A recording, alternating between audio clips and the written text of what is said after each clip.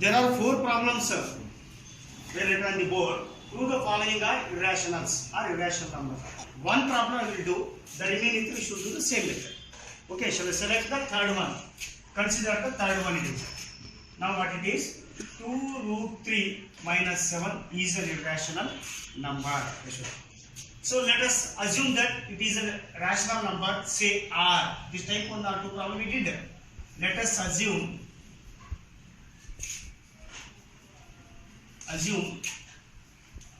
2 root 3 minus 5 is a rational number. It is a rational number, say R.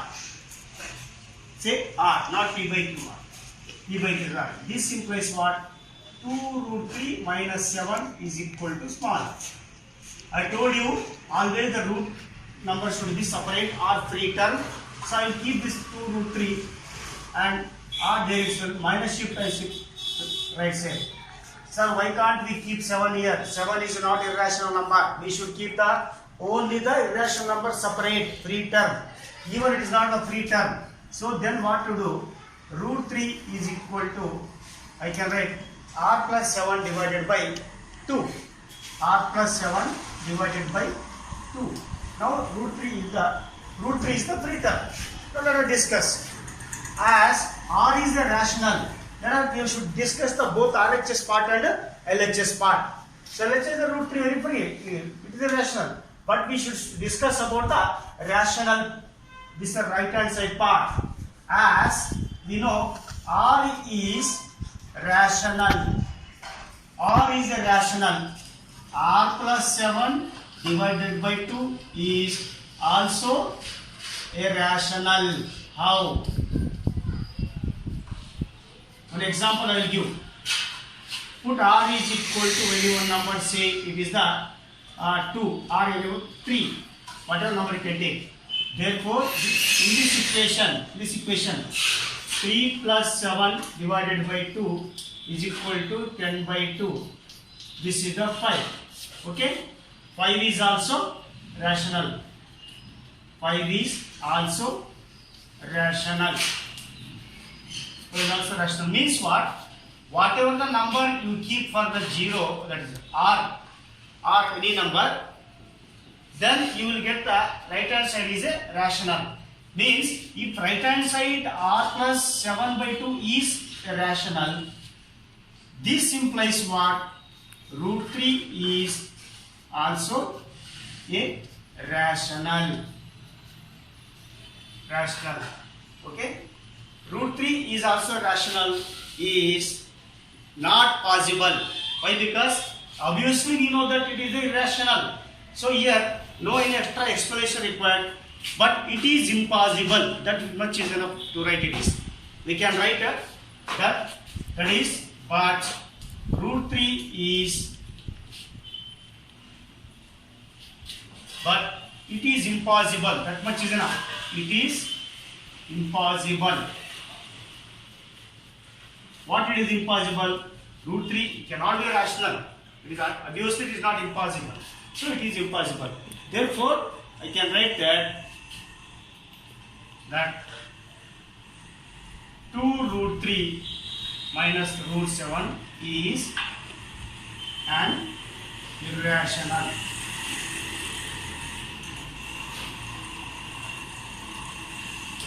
Irrational numbers. Dear students, note that if you know the property very clear and how to show this by LHS and RHS both, then you may get in the examination if it appears question 3 to 4 marks question it is. Okay?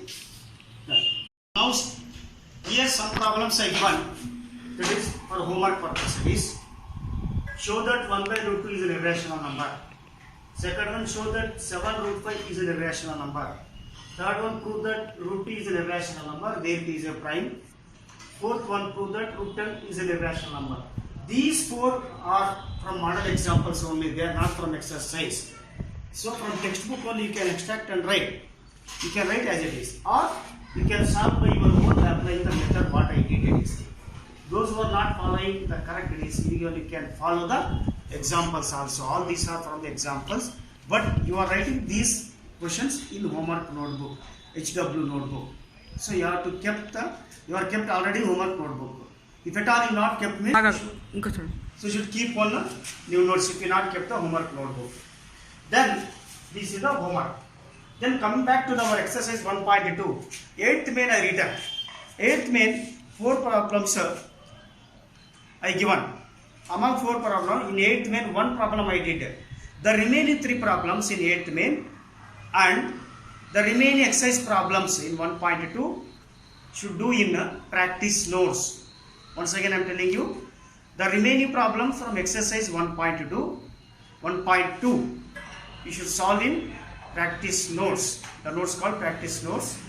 That is from 8th main the remaining 3 and remaining problem from the exercise. Okay, compulsory you should do these problems. So if you do practice the problem, then only you will get to understand the problems. As I said earlier, these are the problem not for any formula based. These are the theoretical or the explanatory problems. You should practice the more number of times to understand the problems. So this completes the about the irrational numbers.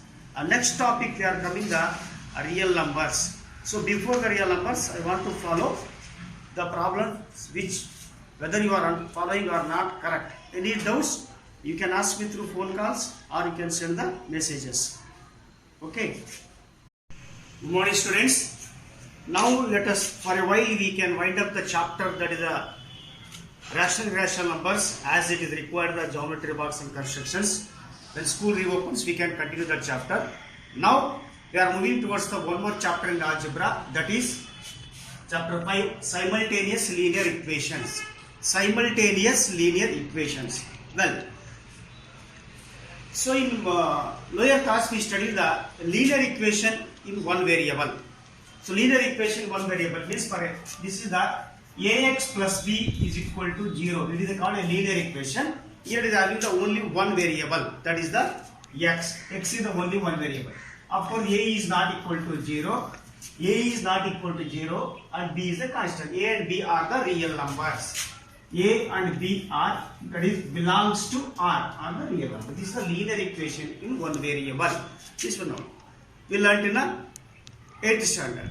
But in 9th standard, we are going to learn the linear equation in two variables. Linear equation in two variables. Equation in two variables. Two variables means, so linear equation in two variables. Before going to example, to define the general form of the linear equations, let me give some examples for this case. For example, x plus y minus 10 is equal to 0. Observe this example. X is the one variable, y is another variable. That is, x, y are the variables. These are two variables. So similarly, 2x minus 6y plus 2 is equal to 0. R plus 3 is equal to 0. Here x, y are the variable, two variables are there. These are the example for the linear equation in two variables. Which are the variable? X and y. X and y. Whereas ax plus b, what you learned it earlier, it is a one variable it is. For this example, we can give, for example, 4x plus minus 8 is equal to 0. Only one variable. One variable. Now, here you see, every linear equation in two variables has infinite number of the solutions or unlimited solutions. Note that every linear equation in two variables has unlimited or infinite number of the solutions. For example, if you take if I put x is equal to, here in this, for example, if I put this equation, x value is equal to 0 in this, here what will become? 0 plus y minus 10 is equal to 0. That is, y is equal to minus 10 shift to become the plus 10. So when x is equal to 0, y is equal to 10, equation 1. Now 0 and 10, 0 and 10 if we keep in the order, the bracket, 0 and 10 are called the solutions of the given equation. Given equations. Similarly, for second, in 2x minus 5 in this equation, if x is equal to, if I put 1 in this equation, that is 2 into 1 minus 6 into y plus 3 is equal to 0. 2 into 1, 2 minus 6 into y, 6y plus 3 is equal to 0. Now 2 plus 3, 5 and minus 6 shift to right side become the plus 6y. That is, if I bring 6, it goes denominator. That is, y is equal to 6 by 5 by 6. Y is equal to 5 by 6. Y is equal to 5 by 6. That is, x is equal to 1, y is equal to 5 by 6. X is equal to 1, y is equal to 5 by 6. Means what? 1 and 5 by 6 are the two solutions of the, or two values of the given simultaneous linear equations. The question is this: are these only two values for the equation 0 and 10 or for the given pair of equations? No. Infinite number of solutions are there that depend upon the one variable, that is one x variable. What value you are going to, that the second value will get it. Okay. Now I given here x is equal to 0. You can give x is equal to 1, x is equal to 5, x is equal to 6, like that. Whatever the value you give here x, the y value will you receive it. Y value will get it. So now this like we can come on conclusion that what is the conclusion will come?